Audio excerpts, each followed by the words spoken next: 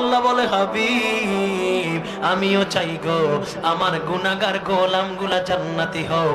তবে হ্যাঁ কোন গোলাম যদি এই দুঃখিনী মায়ের মনে কষ্ট দেয়, কোন গোলাম যদি দুঃখিনী মায়ের মনে কষ্ট দেয়, কোন গোলাম যদি দুঃখিনী মায়ের মনে কষ্ট দেয়, এই গোলাম 1000 বছর পর্যন্ত সিজদা দিবে রে, একটা সিজদাও আমার দরবারে আসবে না।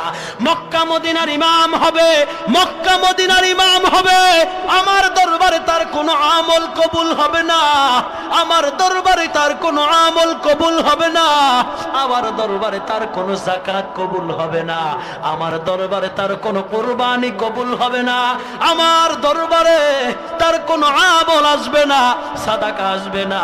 আমি আল্লাহ জানাইয়া দিলাম, আমি আল্লাহ জানাইয়া দিলাম, আমি আল্লাহ জানাইয়া দিলাম ওয়াবুদুল্লাহ ওয়ালা তুশরিকু বিহি শাইআ ওয়া বিল ওয়ালিদাইনি ইহসানা।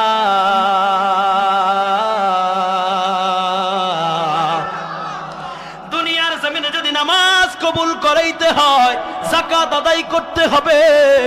আর 2 নম্বর কথা, যদি আল্লাহকে পেতে চাও নবীর ভালোবাসা দরকার আছে না নাই? আর যদি নামাজও কবুল করাইতে চাও, যাকাতও কবুল করাইতে চাও, যদি নামাজও কবুল করাইতে চাও, যাকাতও কবুল করাইতে চাও, নবীর প্রেমিকও হতে চাও, আমার আল্লাহ বলে 3 নাম্বার শর্ত হলো মায়ের সেবা করতে হবে। ঠিক কিনা? ও ভাইয়েরা, ও বন্ধুরা, একটা উপমা দিয়ে আমি আমার কথাগুলো শেষ করে দিব, আমি আমার কথাগুলো শেষ করে দিব। আপনারা সকলেই জানেন একজন সাহাবীর নাম হচ্ছে আলকামা রাদিয়াল্লাহু তাআলা আনহু। কি নাম? কি নাম? আলকামা রাদিয়াল্লাহু তাআলা আনহু যখন মৃত্যু শয্যায়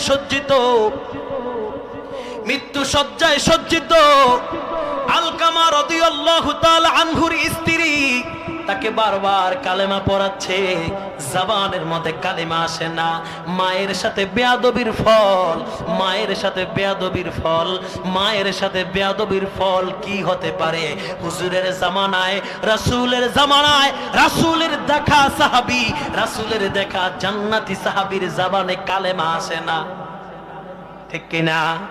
রাসূলের সাহাবীর জবানে কালেমা আসে না। বাবারা, যুবকরা, এই জামানার যুবকরা মাদেরকে ঘর থেকে বের করে দেয়, মাদেরকে তুই তোকারি ভাষায় কথা বলে, মায়েদেরকে কষ্টদায়ক কথা বলে, মায়েদেরকে অগ্রাধিকার দেয় না, নিজের প্রাণের স্ত্রীকে প্রাধান্য দেয়। ঠিক কিনা?